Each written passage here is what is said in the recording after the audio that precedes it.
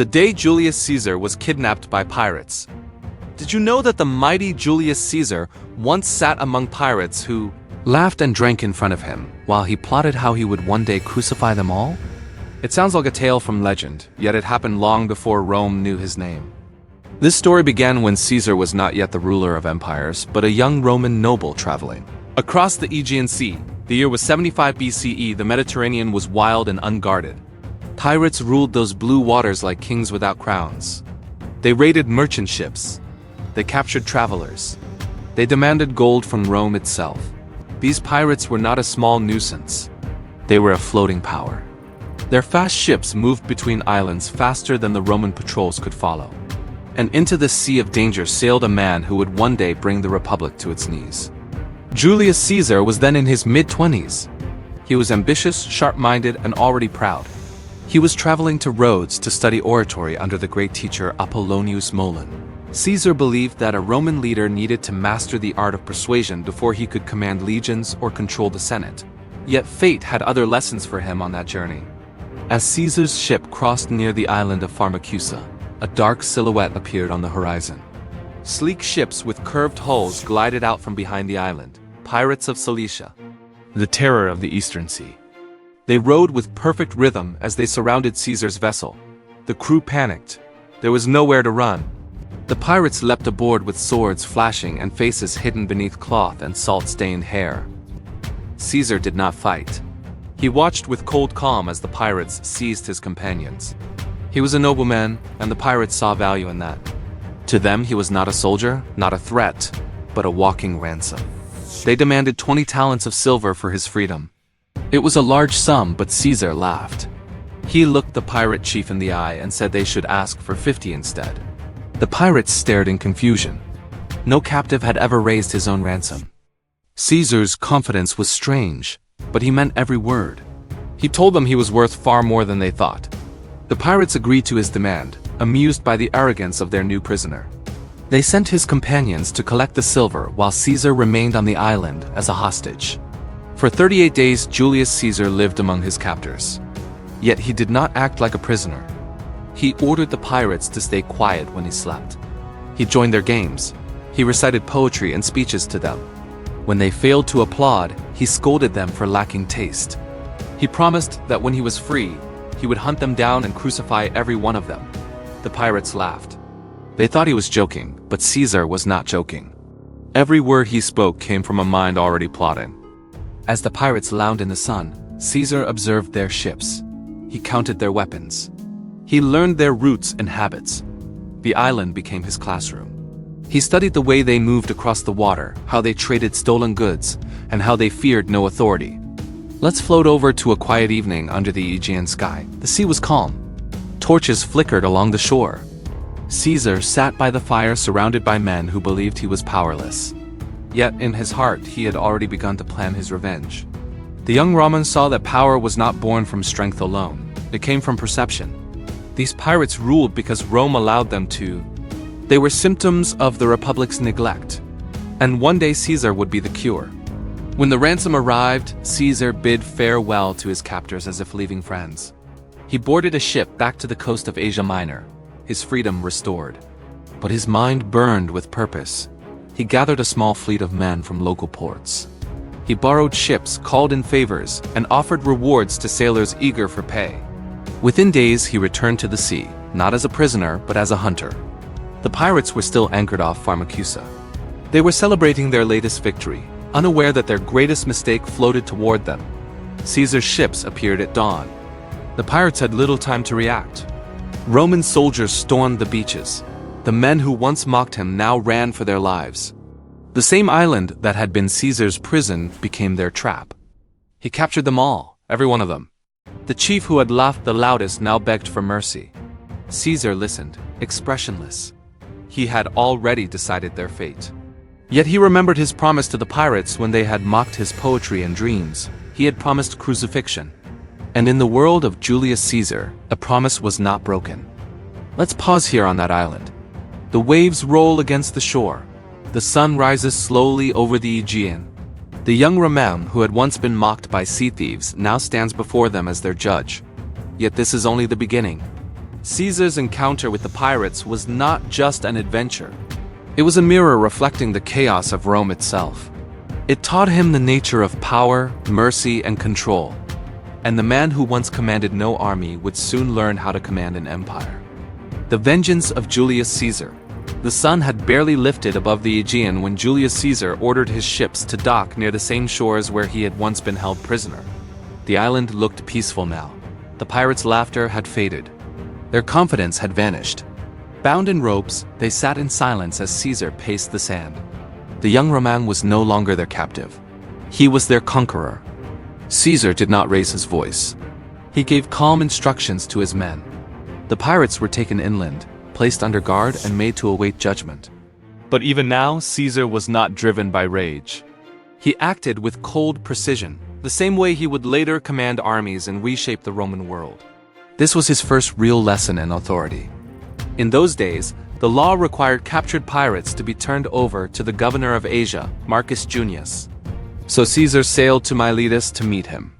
He informed the governor that he had taken the pirates alive and requested that justice be carried out swiftly. Yet the governor hesitated. He saw the pirates not as criminals but as opportunities for negotiation and profit. Many Roman officials grew rich through bribes and bargains with such men.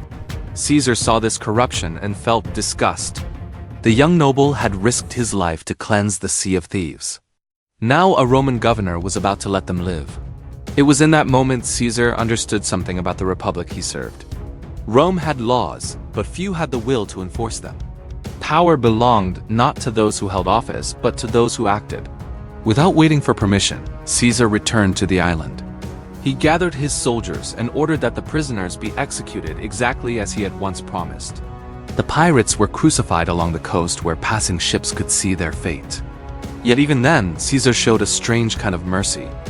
Before the execution, he ordered that each man's throat be cut so that they would not suffer the slow agony of the cross. It was a gesture both ruthless and humane.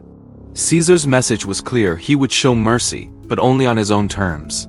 The sea that had once carried him as a captive now carried his legend. Sailors spoke of a young Roman who laughed in the face of pirates, who promised vengeance and kept his word. His name began to travel through the ports of Asia Minor, whispered with both awe and fear. Let's float now to the port city of Rhodes, the place Caesar had been headed before his capture. There, surrounded by scholars and orators, he resumed his studies as if nothing had happened. But those weeks among pirates had changed him. He no longer saw the world as a place ruled by laws and titles. He saw it as a field of opportunity where boldness created its own order. Under Apollonius Molon, Caesar learned to master his voice. He practiced speeches until his words carried rhythm and fire. The teacher noticed something rare in his student. Caesar's style was not gentle like Cicero's. It was sharp and forceful, built for command. He spoke as one who expected obedience. And behind every word was the memory of the pirates' men who had once laughed at him until he made them silent forever.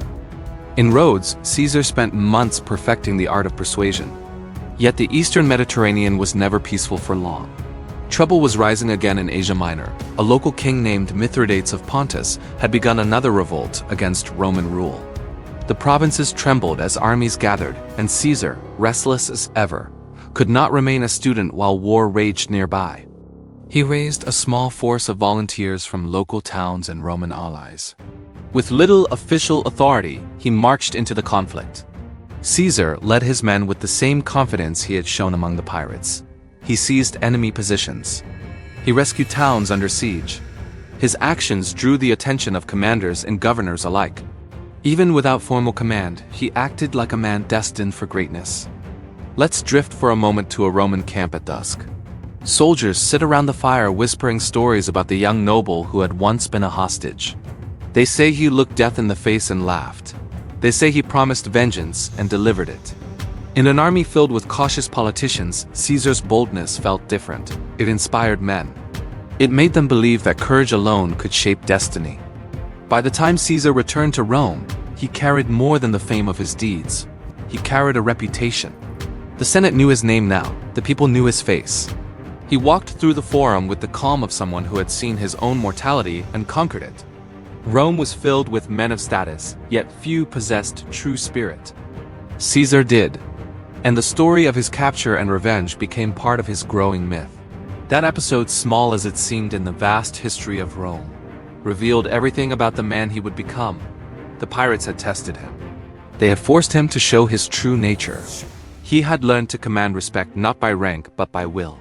He had learned that authority was something to be taken, not granted. And above all, he had learned that mercy was a weapon best used after victory was secure. Let's float ahead a few years to when Caesar entered the political stage. The same confidence that had made him raise his own ransom now drove him through the corridors of Roman power. He sought offices. He built alliances. He won the favor of the common people. The sea had given him his first stage, but Rome would be his theater. Still, that old fire from the Aegean never left him. Those days with the pirates remained a private symbol of how quickly fortune could turn, how easily a ruler could become a prisoner, and how swiftly a prisoner could rise again. As his career unfolded, every challenge that followed seemed to echo that early trial. When rivals mocked him, he remembered the pirates' laughter. When the Senate tried to restrain him, he remembered the ropes that once bound his hands. And when he finally stood at the Rubicon years later, ready to seize Rome itself, that same fearless spirit guided him once more. The lesson that shaped an empire. Let's return once more to the Aegean Sea. The waves roll endlessly against the same shores where Julius Caesar once stood. Time has washed away the footprints, yet the story remains, echoing through history like a lesson whispered to those who would lead. For in that strange encounter with pirates, Caesar learned the balance between boldness and patience, between mercy and control. Those lessons would follow him to the heart of Rome itself. Years passed, and the young man who once sailed as a student became a rising figure in Roman politics. He wore fine robes now and spoke in the Senate with calm authority. But behind the polished words and practiced gestures was the same man who had mocked his captors. His eyes carried the memory of the sea. He had seen what lawlessness looked like. He had seen what weakness invited. And he was determined that Rome would not share the same fate.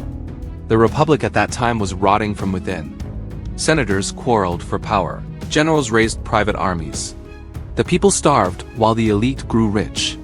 Caesar watched the same corruption he had seen in the governor of Asia spread through every layer of Roman life. He knew what it meant to face men who laughed at the law. He knew that peace could only be built by those strong enough to enforce it. Let's float to a night in Rome when Caesar, now a young politician, stood beneath the stars overlooking the Forum. The marble columns glowed in torchlight. He listened to the noise of the city merchants calling, soldiers drinking, beggars pleading. Rome was powerful, yet fragile. He remembered the pirates who had once thought themselves untouchable. He had destroyed them not by rank but by will. And now, as he watched his city sink into chaos, he began to imagine how he might do the same again on a grander scale. His rise through the ranks was steady but relentless. He became a military commander, a governor, and then a hero of the Gallic Wars. But every decision carried echoes of that youthful captivity. When he led his legions across Gaul, he treated his soldiers not as tools but as companions, men he would sleep beside, eat beside, and lead from the front. The pirates had taught him how easily loyalty could shift when respect was lost. Caesar never forgot that. When he granted mercy to his enemies, he did so with calculation, not sentiment. He had once spared the pirates pain before death, not out of pity but to show control. In war and politics, he used mercy the same way, as a display of strength. To those who surrendered, he was generous. To those who mocked him, he was absolute. The sea had hardened his spirit, but it had also taught him composure. Let's drift now to a moment years later. When Caesar stood at the banks of the Rubicon River, behind him lay his command in Gaul. Ahead of him lay Rome, guarded by the Senate that ordered him to disband his army. It was a choice between obedience and destiny. He thought of how the pirates had underestimated him once. He remembered how hesitation had almost cost him freedom. Then, with quiet certainty, he crossed the river. History turned its gaze upon him from that moment onward. Many see the crossing of the Rubicon as the start of civil war. Yet in truth, the foundation of that boldness was laid long before on a forgotten island in the Aegean. That was the place where Caesar first realized that fortune favors those who act. It was there that he learned fear could be mastered, and authority could be created from nothing but conviction. After the wars and victories, when he finally became dictator of Rome, The same calm that once silenced pirates now ruled over senators. His commands were swift. His reforms reshaped the Republic into a new order. He forgave enemies, rebuilt cities, and extended citizenship across the lands he conquered. The same hand that had ordered crucifixion now built roads and temples. Yet deep within him, the pirate story remained a compass, a reminder of what power truly meant. Let's float now to the final days of his life. It is March of 44 BCE. Caesar walks through the marble halls of the Senate, surrounded by men who greet him with smiles and hide daggers beneath their togas. Among them are old allies turned fearful. They see him not as a leader, but as a king in disguise. Yet Caesar walks without guards. His calm is unshaken. Perhaps he remembers that day when he stood unarmed among pirates, surrounded by laughter and danger. He had faced worse than whispers. When the blades fell and his blood touched the stone floor, history circled back to that lesson once more. Even the most fearless cannot escape fate. But the mark he left was carved deep into the world. The pirates who once mocked a nameless Roman could never have imagined that their captive would one day give rise to an empire that lasted for centuries. Long after his death, the tale of his capture continued to be told by sailors, soldiers, and scholars. They spoke of a young noble who refused to fear those who held him hostage. They spoke of his strange laughter, his quiet revenge, and the promise he never broke. To many, it became more than a story. It became a symbol of how destiny often hides inside misfortune. Let's drift gently now away from the noise of Rome, back toward the calm sea where it all began. The island lies quiet. The waves carry no more pirates, only the whisper of the wind. Somewhere in that silence lives the echo of Caesar's voice, the voice of a man who learned that true command begins when fear ends. And so, the young captive of the Aegean became the ruler of the world. His revenge against pirates was not just a tale of vengeance. It was the first chapter in the making of an empire,